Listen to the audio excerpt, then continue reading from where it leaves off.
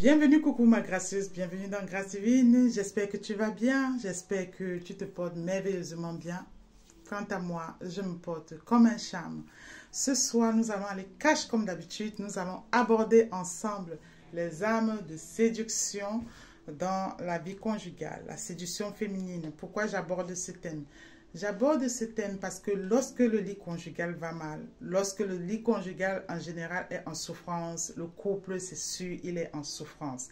La sexualité ne fait pas partie de tous les éléments qui garantissent le succès d'un mariage ou d'une vie conjugale réussie. Mais c'est un ingrédient essentiel, c'est l'un des piliers de la vie conjugale. Voilà.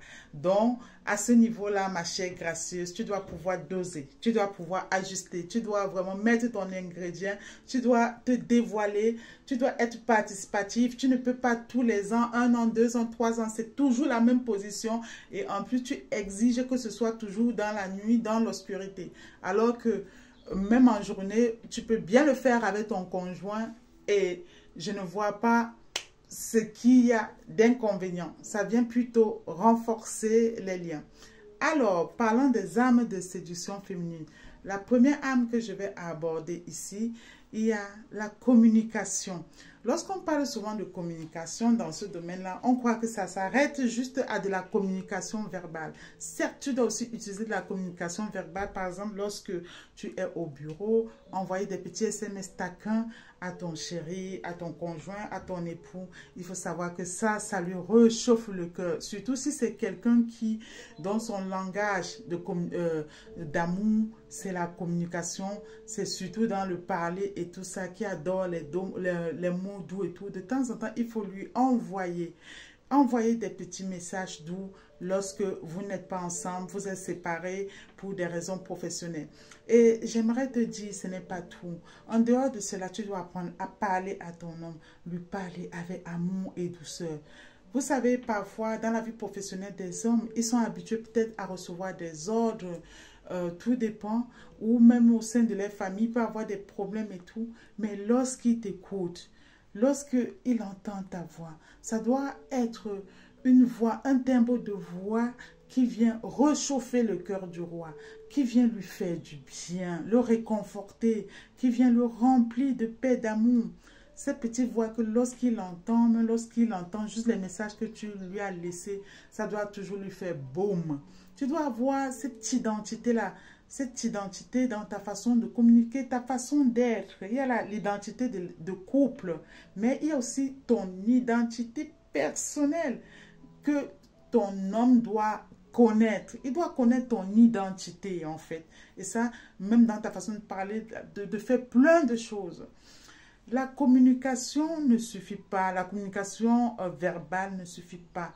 Il y a la communication aussi physique. La communication physique. Je me souviens un jour, mon époux, il a acheté les boîtes à manicure, les éléments pour faire de la manicure et tout. Et partant de là, en fait, il m'a proposé à me faire de la manicure.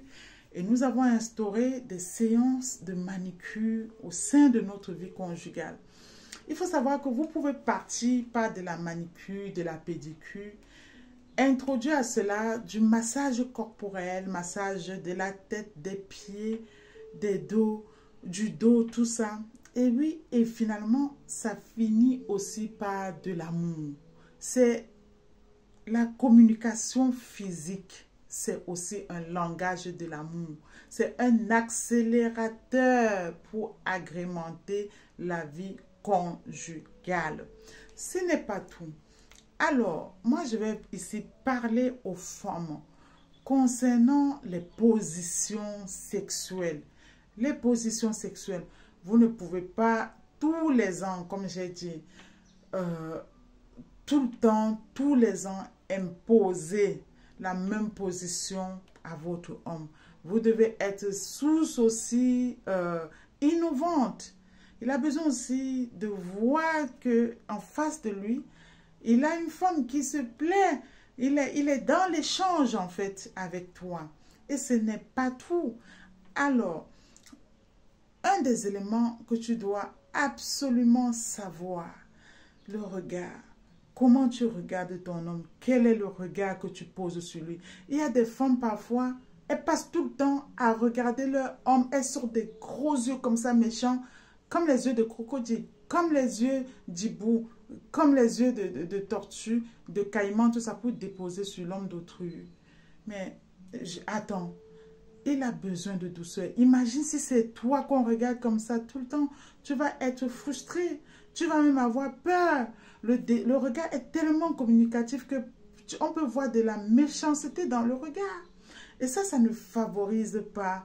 Ça ne favorise pas, en fait, le piment au sein de la vie conjugale.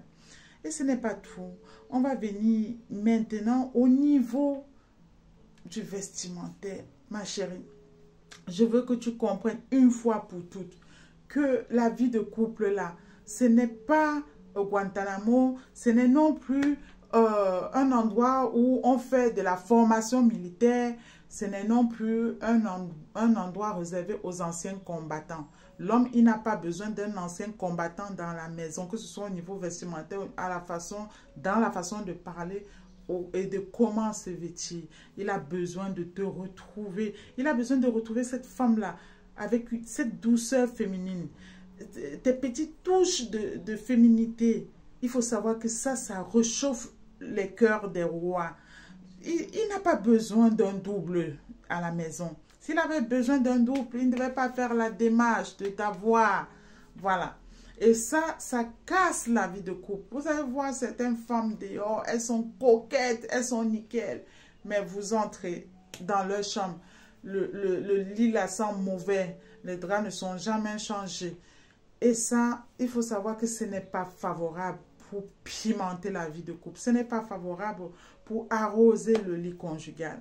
Dans la Bible, il nous est bien dit, on nous parle de fin lin, de fin lin.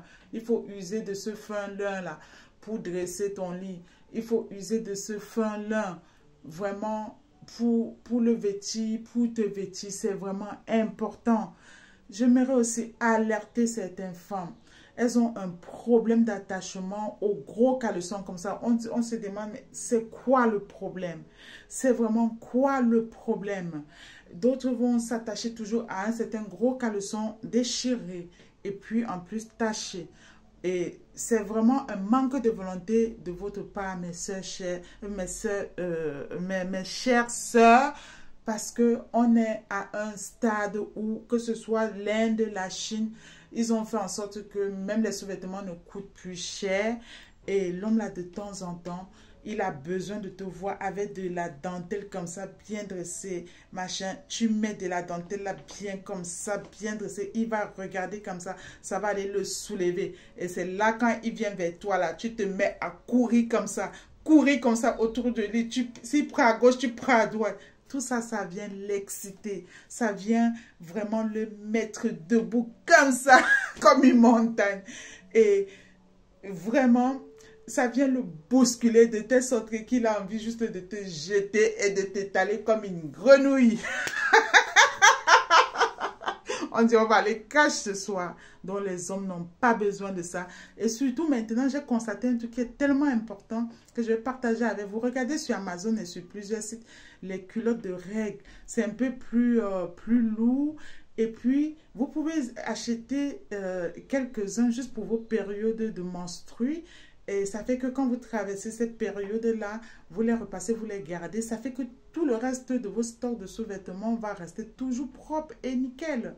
Donc, l'homme là, ce que vous avez besoin, il faut savoir que l'homme aussi a besoin. On ne peut pas quand même leur attribuer toutes les défaites de la vie conjugale. Il faut toujours dans cette vie trouver un coupable. Mais on ne peut pas continuer, nous les femmes, sachant que nous aussi, nous avons des manquements, toujours tout déposer.